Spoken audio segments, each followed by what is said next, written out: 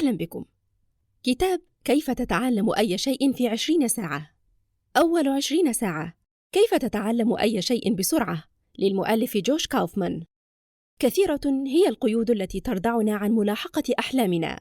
جملة كهذه تتكرر دوما في عقل كل من يرى أن أحلامه صعبة المنال. هذه القيود الواهنة هي مجرد أوهام زرعت في عقلنا الباطن نتيجة لثقافة التقاعس في السعي وراء الأحلام. ماذا لو أخبرتك أن بإمكانك أن تتقن مهارة الرسم أو السباحة التي لطالما حلمت بها؟ أو أنك تستطيع أن تنفض الغبار عن البيانو الذي تملكه في منزلك وتبدأ بالنقر على أزراره بإتقان؟ قد تضحك على هذا الكلام وتتبادر إلى ذهنك الذكريات عن عدد المرات التي تمنيت بها تحقيق هذه الرغبات، ولكن عامل الوقت لم يكن ليقف في جانبك يوماً. يساعدك على هذا كتاب كيف تتعلم أي شيء في 20 ساعة. سيكون بمثابة القشة التي ستنقذك من مستنقع الأوهام والإحباط الذي تغرق فيه. فمن خلاله ستتعلم كيف يمكنك أن تبدأ باكتساب المهارات المدونة في قائمة أحلامك منذ أمد بعيد، وكيف تستطيع فعل ذلك برغم جدول أعمالك المتخم بالمهام الأخرى وبأقل جهد يذكر. ملخص كتاب أول 20 ساعة. الفصل الأول: فن الاكتساب السريع للمهارات هو أن تتعلم بذكاء بدلاً من أن تتعلم بجهد. بداية يجب أن تعلم أن تدريب لاكتساب المهارة لا يعني بأنك ستنافس بيتهوفن في العزف على البيانو، أو أنك ستصبح تايجر وودز التالي في لعبة الجولف. إذا أردت الوصول إلى المستوى الاحترافي بالمهارة المكتسبة، فإنك ستحتاج إلى اتباع منهجية التدريب الموزون، والذي يقتضي منك اتباع تدريب مستمر لوقت طويل يصل إلى 10,000 ساعة حتى تصبح محترفاً في المهارة. ولكن من يملك كل هذا الوقت؟ في الحقيقة إن هذه الطريقة لا تتوافق مع مبدأ الاكتساب السريع الذي نسعى للوصول إليه. سنركز هنا على التعلم المحدود للمهارات، وذلك لتتمكن من تعلم أكبر قدر من المهارات وسط جدول أعمالك المزدحم. المنهجية المعتمدة هنا تهدف إلى تعليمك إتقان مهارة ما بجودة عالية من خلال جدول وقتي يقدر ب20 ساعة من الجهد الذكي المركز، وذلك من خلال تقسيم المهارة المراد تعلمها إلى أقسام صغيرة وتحديد الأجزاء الأساسية منها، ثم البدء في التدريب المركز على كل قسم من هذه الأقسام لتكتسب المهارة بشكل متقن، والتأكد من تجريد نفسك من كافة العوائق العاطفية والنفسية التي قد تقف في طريقك أثناء اكتساب هذه المهارات. الفصل الثاني: المبادئ 10 لاكتساب المهارات بسرعة وإتقان. هناك 10 مبادئ أساسية للوصول إلى اكتساب سريع للمهارات، وهذه المبادئ هي: أولاً، اختيار المشروع الذي تملك له شغفاً خاصاً، فكلما زاد حبك وحماسك للمهارة زادت سرعة اكتسابك لها. ثانياً، توجيه الطاقة نحو مهارة واحدة في الوقت الواحد للتخلص من مشكلة تشتيت التركيز. ثالثاً، تحديد مستوى الأداء الذي تطمح للوصول إليه، فهذا سيسهل عليك الوصول إليه. رابعاً، تقسيم المهارة التي تطمح في اكتسابها إلى مهارات جزئية لمساعدتك في تحديد الأكثر أهمية بينها. خامساً، اقتناء الأدوات اللازمة لممارسة المهارة، فأنت لا تستطيع مثلاً تعلم العزف على الجيتار دون امتلاكك واحداً، فيجب أن تحدد الأدوات والمكونات والبيئة التي تحتاجها لممارسة المهارة التي تود اكتسابها. سادساً، التخلص من العوائق التي قد تحد من أدائك، سواء أكانت نفسية أو عاطفية أو ملهيات من البيئة المحيطة. سابعاً، تكريس وقت محدد يومياً لاكتساب المهارة وممارستها، ولا تلجأ إلى عذر عدم وجود الوقت الكافي، بل اصنع الوقت الذي تحتاجه لاكتساب المهارة. ثامناً، القيام بتغذية راجعة سريعة فيدباك. يجب أن تحصل على تقييم لأدائك مباشرة، وذلك لمعرفة مواطن الخطأ والتعديلات التي يجب أن تقوم بها لتحسين أدائك.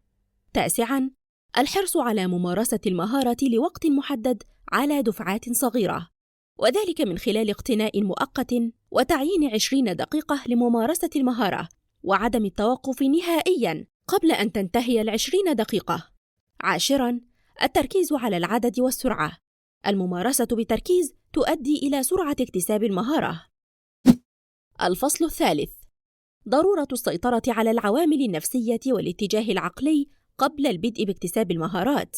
هناك نوعان من العقليات التي يمتلكها البشر: العقليات الثابتة والعقليات المتنامية.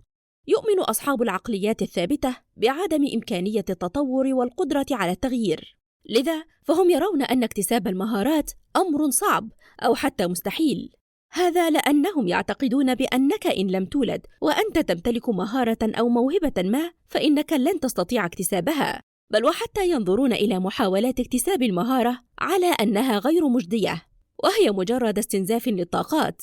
أما بالنسبة لأصحاب العقليات المتنامية فإنهم يؤمنون بأن دماغ الإنسان كعضلة، كلما استخدمه أكثر ازداد نموه، لذا فهم يؤمنون بأن التدريب المركز والممارسة المستمرة تؤدي إلى اكتساب المهارات وتطوير القدرات. وبالتالي فإن امتلاك عقلية متنامية يجعلنا واثقين أن جهودنا لن تذهب سدى، وأننا نستطيع حصد النتائج واكتساب المهارات إذا ما قمنا بما هو مطلوب منا.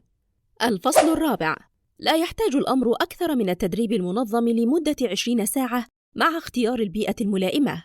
التدريب الموزون والمركز لا يعني أن تقضي الساعات الطوال في محاولة اكتساب المهارة، ولا يعني ذلك إفناء الذات ووضعها تحت الضغوطات للوصول إلى المستوى المطلوب. إن الأمر أبسط من ذلك بكثير. كل ما عليك فعله هو تخصيص وقت محدد يومياً للتدريب على المهارة التي اخترتها والتي ترغب في اكتسابها، وستدفعك عوامل الحماس والرغبة تجاه هذه المهارة للالتزام بالوقت المحدد يومياً. التزامك بهذا الوقت لفترة 20 ساعة سيجعلك تكتسب المهارة التي تريد ودون بذل جهد كبير، كما وتلعب البيئة المحيطة دورا رئيسيا في سرعة اكتساب المهارات، فلا ضير في تغيير البيئة المحيطة بك بشكل يتلائم مع متطلبات المهارة التي تسعى إلى اكتسابها. فعلى سبيل المثال تستطيع الانتقال لإسبانيا لفترة قصيرة كي تتعلم اللغة الإسبانية، وذلك لأنك ستصبح مضطراً إلى استخدام اللغة الإسبانية كل يوم، الأمر الذي يؤدي إلى سرعة اكتساب اللغة.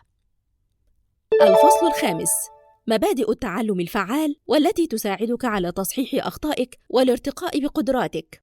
صحيح أن ما نسعى للوصول إليه هو اكتساب المهارة وليس تعلمها، لكن هذا لا يعني بأن تعلم المهارة لا أهمية له، فمن خلال معرفة المهارة التي تود اكتسابها ستتمكن من ممارستها بفعالية أكثر وتحديد الأخطاء التي ترتكبها أثناء ممارستك للمهارة وكيف تستطيع تصحيحها. هذا يعني بأننا يجب أن نصل إلى تعلم فعال، ونستطيع الحصول عليه من خلال تطبيق المبادئ 10 التالية. أولاً، إجراء بحث بسيط ولمدة 20 دقيقة حول المهارة المراد اكتسابها والمواضيع المتعلقة بها. ثانياً، التفكير بالأمر في دماغك جيداً وأن تتأكد بأنك قادر على فهم المصطلحات المتعلقة بهذه المهارة مع القدرة على تطبيقها. ثالثاً، معرفة النماذج العقلية وتحديدها، وذلك عن طريق إيجاد مصطلحات ومفاهيم خاصة بتعلم المهارة والعلاقة التي تربط بين هذه المصطلحات، مما يجعل عملية تذكرها وحفظها أسهل على الدماغ.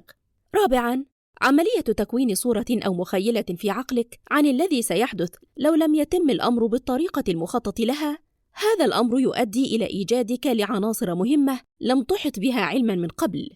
خامساً، تحديد توقعات من خلال التحدث إلى الممارسين للمهارة للاستفادة من التقنيات التي اتبعوها وتجنب الوقوع في الأخطاء التي اقترفوها. سادساً، إقصاء الملهيات من بيئتك المحيطة. سابعاً، التكرار على فترات متباعدة والتعزيز من أجل تحسين الذاكرة، إذ يجب أن تستمر في مراجعة ما تعلمته، وذلك لضمان حفظه بشكل دائم في ذاكرتك. ثامناً، إنشاء قوائم مرجعية، وهي من أكثر الأمور المفيدة التي تعمل على تذكرك بالمهام التي يجب عليك القيام بها أثناء التعلم. تاسعاً، إنشاء تنبؤات واختبارها، وذلك عن طريق إنشاء فرضيات عما ستؤول إليه الأمور، واختبار صحة هذه الفرضيات والتنبؤات للوصول إلى الاكتساب سريعاً. عاشراً، الالتزام بحدودك البيولوجية. يجب احترام احتياجات جسمك للراحة والطعام والترفيه وغيرها من الأمور التي قد تهملها في سبيل تكريس وقتك للتعلم واكتساب المهارة. الفصل السادس: بعض النصائح قبل البدء في التطبيق. مهما اختلفت المهارات التي تطمح إلى اكتسابها، فإن طريقة الاكتساب لن تتغير، فمن خلال المبادئ المذكورة سابقاً تستطيع اكتساب أي مهارة تريدها من خلال اتباع ممارسة مركزة للمهارة على مدى 20 ساعة موزعة على فترات يومية. إياك والحد من قدراتك من خلال الحجج والأعذار الواهية. لا تضع العمر كعائق أمامك. لا تترك الباب مفتوحاً أمام التعليقات السلبية القادمة من محيطك. الإيمان بقدراتك واتباع خطتك بلا أي تأجيل أو تأخير. المهارة هي نتيجة ممارسة مدروسة ومتسقة، وفي الممارسة المبكرة تتفوق الكمية والسرعة على الجودة المطلقة، فكلما مارست التمرين بشكل أسرع ومرات أكثر زادت سرعة اكتسابك المهارة. اكتساب المهارات ليس بالصعوبة التي يتصورها البعض، بل إنه أمر في منتهى البساطة. كل ما عليك فعله هو تخصيص وقت من يومك لممارسة المهارة وتعلمها، وجعل هذا الوقت يدخل ضمن روتين حياتك اليومي. كن جريئاً في اتخاذ القرار. لا تدع الخوف والتردد يسيطران عليك ويمنعونك من البدء، فالكثير من الأشخاص يتخذون من جدول أعمالهم الممتلئ ذريعة لتأجيل البداية في اكتساب المهارات التي طالما حلموا بها. الأمر الذي يبدو صعباً في البداية يغدو سهلاً مع الممارسة المستمرة. وقد تعتقد أن المهارة معقدة ومن المستحيل أن تتمكن من اكتسابها في البداية، لكن مع الوقت ستكتشف أن الأمر يحتاج فقط إلى الإصرار والمثابرة. حدد المهارة التي تسعى إلى اكتسابها اليوم وقم بكتابة المبادئ في قائمة مرجعية. ابدأ في التطبيق مع الحرص على الالتزام بالجدول الذي تضعه لنفسك لضمان الوصول إلى الاكتساب السريع للمهارات بالمستوى الذي تطمح إليه. وتذكر، أنت لست بحاجة إلى أكثر من 20 ساعة من الممارسة المركزة لاكتساب أي مهارة. أرجو أن يكون عرضنا للملخص قد نال إعجابكم، وإلى لقاء قادم إن شاء الله، والسلام عليكم ورحمة الله.